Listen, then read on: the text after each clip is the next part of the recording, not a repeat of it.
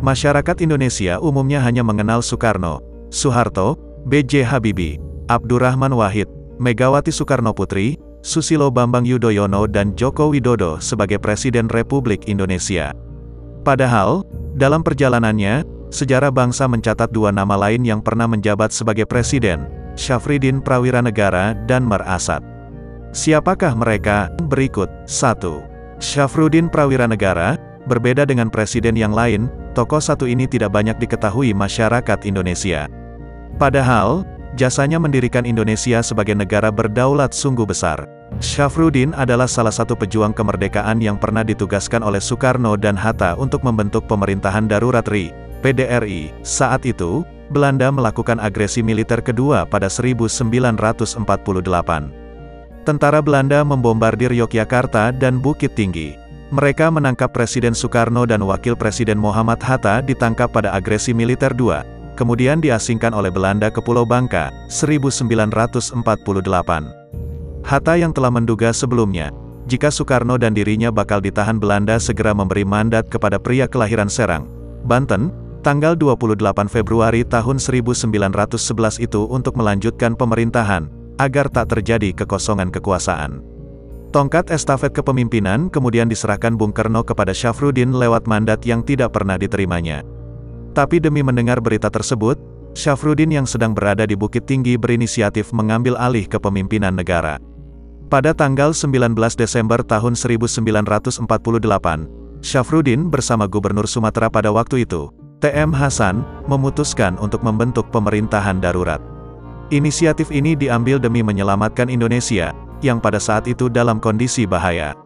Atas usaha pemerintah darurat, Belanda terpaksa berunding dengan Indonesia. 8 bulan berselang yakni pada tanggal 13 Juli tahun 1949, diadakan sidang antara PDRI dengan Presiden Soekarno, Wakil Presiden Hatta serta sejumlah menteri kedua kabinet. Perjanjian Roem-Royen mengakhiri upaya Belanda, dan akhirnya Soekarno dan kawan-kawan dibebaskan dan kembali ke Yogyakarta.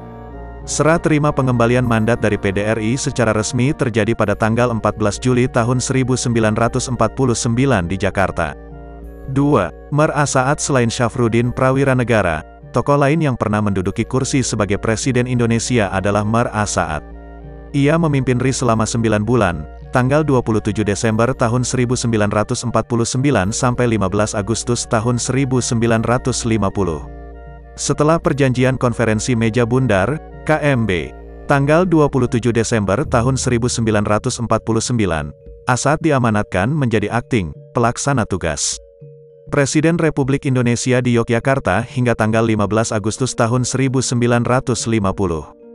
Dengan terbentuknya RIS, Republik Indonesia Serikat, jabatannya sebagai pejabat Presiden RI pada Agustus tahun 1950 selesai. Demikian juga jabatannya selaku Ketua KENIP dan Badan Pekerjanya. Sebab pada bulan Agustus tahun 1950, negara-negara bagian RIS melebur diri dalam Negara Kesatuan RI. Saat menjadi akting Presiden RI, Asad menandatangani statuta pendirian Universitas Gadjah Mada di Yogyakarta. Setelah pindah ke Jakarta, pria kelahiran Sumatera Barat, tanggal 18 September tahun 1904 itu menjadi anggota parlemen, DPR RI, hingga duduk dalam kabinet Natsir menjadi Menteri Dalam Negeri September tahun 1950 sampai Maret tahun 1951. Setelah kabinet Natsir bubar, ia kembali menjadi anggota parlemen. Pada tahun 1955 ia menjabat sebagai formatur kabinet bersama Sukiman Wiryosanjoyo dan Wilopo untuk mencalonkan Bung Hatta sebagai Perdana Menteri.